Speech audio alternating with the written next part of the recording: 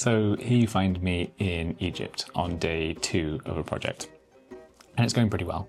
The location is genuinely spectacular, although you do get a slight feeling that because it's a, I suppose, like a resort development, that you are somewhat insulated from what you might call the real Egypt. But that's okay. The people that work here are extraordinarily lovely and kind and extremely attentive, and us as sort of video practitioners, I suppose, we're blurring the line between guest and staff member. So in a lot of ways, that's a best of both worlds situation. We're permitted to stray from the path, literally, as much as we wish in order to get the shot that we desire, which is extraordinary. I spent a lot of time on a very sunny roof this morning, but that's not at the expense of the more luxurious accommodations that any other guest would get. So yeah, it's an excellent way of working. I will definitely be seeking out more opportunities like this one. But just to give you an idea of the kind of work that we've been doing since we've arrived, we got here at night, and when it gets dark, which is around 6:30, it gets very dark very quickly. So we did a brief orientation, but the more substantive walk around came the following morning. And then since then, we've had 2 mornings where we've been up at, well, I've been getting up at 5:45 in order to be well prepared for sunrise. And we're in a location on the coast of the Red Sea where from about lunchtime onwards, the wind really picks up.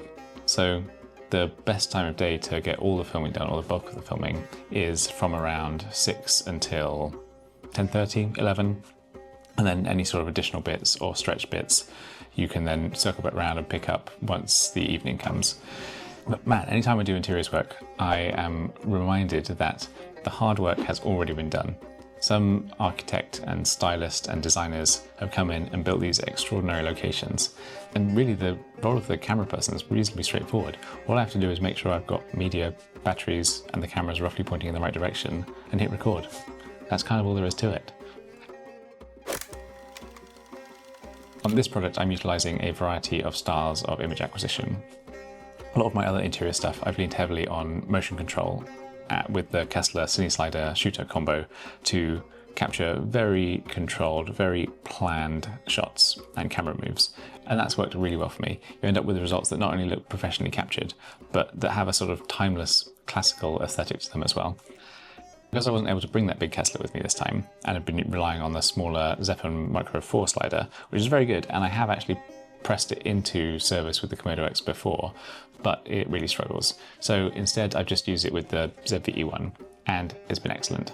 Between the slider and the various levels of the ZV-E1 stabilization, the image coming out of it is buttery smooth. And though definitely the IQ isn't up there on the same level as the Komodo X, it's close enough for this kind of work. It really is close enough. And that makes things really easy. Plus for the Sony, I've got this really wide 16-25 zoom, which really does, on a full frame sensor, allow you to get expansive captures of the spaces, which on a location such as this, where the spaces really are very rich in detail, has worked perfectly. What I've mainly used the Komodo X for is static, sort of gloriously rich and textured moving postcard type things, and also some handheld work. And that's what I meant by the sort of mixed methods for this project. There's some sliding, there's some tripod locked off shots, and there's also a bunch of handheld stuff, some of which has lots of movement in, and some of which has as little movement as I can muster. That's all to say though that the image acquisition component of the project is going really well. Obviously I've got an enormous interest in the world of interiors, but one of the things that is making this destination so extraordinary is the people and the quality of service. So the next phase of the project is working out how best to capture some of the people behind that service. So that's what we'll be working on over the next couple of days. Also, I'm optimistic we'll get an excursion in on the property's boat, because you know me, I'm a sucker for boat trips. Even though we approached this brief with an intention to run a pretty stripped back and constrained kit list, the reality is I still think I've slightly overpacked. Having seen the capabilities of the ZV-E1, I wonder if I'd needed to bring the KX at all. Yes, it's lovely to have, and I do love using it. But I'm getting so much done with a small camera, it's kind of shocking. Because this camera is proving so capable, especially at the wide stuff, the wide lens I brought for the KX has actually not yet been used. So that's one area I definitely didn't need to bring multiple lenses. I do find myself switching between the Nissi 35 and the Ranger 17 to 50. Just sometimes it's nice to have that versatility, whereas other times the restrictions of having a fixed focal length is really actually in itself a bit of a boon.